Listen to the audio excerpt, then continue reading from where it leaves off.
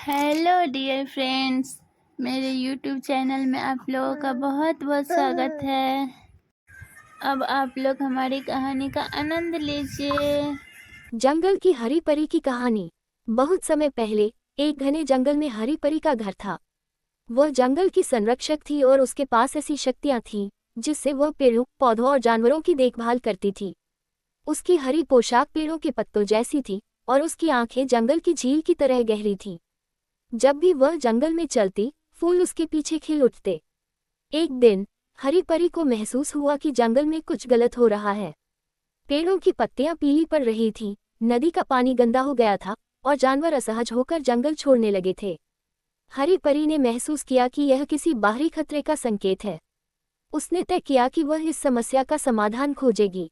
हरी परी ने अपने दोस्त गोलू खरगोश और मुन्नू बंदर से बात की। गोलू ने कहा, परी दीदी, हमने देखा है कि कुछ इंसान जंगल के बाहर पेड़ों को काट रहे हैं और वहां पर कचरा फैला रहे हैं। इसी कारण हमारे जंगल का संतुलन बिगड़ रहा है। हरी परी ने सिर हिलाया और कहा, हमें जल्दी से इसका हल निकालना होगा। अगर यह ऐसे ही चलता रहा तो हमारा सुंदर जंगल मर जाएगा। हरी परी ने अपनी जादुई शक्तियों का उपयोग करके जानवरों को इकट्ठा किया। उसने सबको बताया कि हमें इंसानों को समझाना होगा कि वे जंगल को नुकसान न पहुंचाएं। हरी परी और जानवरों का दल इंसानों से मिलने गया। उन्होंने देखा कि कुछ इंसान बड़ी बड़ी मशीनों से पेड़ों को काट रहे थे और नदी में कचरा डाल रहे थे। हरी परी ने अपनी जादुई छड़ी से इंसानों का ध्यान खींचा। सभी इंसान चौंककर पीछे मुड़े और एक चमकती हुई परी को देखकर हैरान रह गए। हरी परी ने कहा, तुम्हें ये जंगल दिखाई दे रहा है ना? ये तुम्हारी तरह जीवित है। इसकी भी आत्मा है। अगर तुम इसे नुकसान पहुंचाओगे तो एक दिन ये तुम्हारे लिए भी खतरनाक हो जाएगा। तुम्हारा कचरा जानवरों को बीमार कर रहा है और पेड़ों की कटाई से जंगल खत्म हो रहा है। इंसानों में से एक ने कहा, हम समझते हैं कि यह गलत है, लेकिन हमें अपनी जरूरतें पूरी करनी होती हैं। हमें लकड़ी चाहिए और कचरे को फेंकने के लिए जगह चाहिए। हरी परी ने धीरे से मुस्कुराते हुए कहा, जरूरतें पूरी करना गलत नहीं है, लेकिन उसके लिए तरीका सही होना चाहिए। अगर तुम पेड़ काटते हो तो उनके बदले नए पेड़ लगाओ और कचरे को सही तरीके से निपटाओ ताकि नदियां और जल स्रोत साफ रहें। इंसानों ने हरी परी की बातों को गंभीरता से सुना। उनमें से एक ने कहा, अगर आप हमें रास्ता दिखाएंगी तो हम इस जंगल को बचाने में मदद करेंगे। हरी परी ने उन्हें सिखाया कि कैसे पेड़ लगाने हैं, कचरा कम करना है और पानी को साफ रखना है।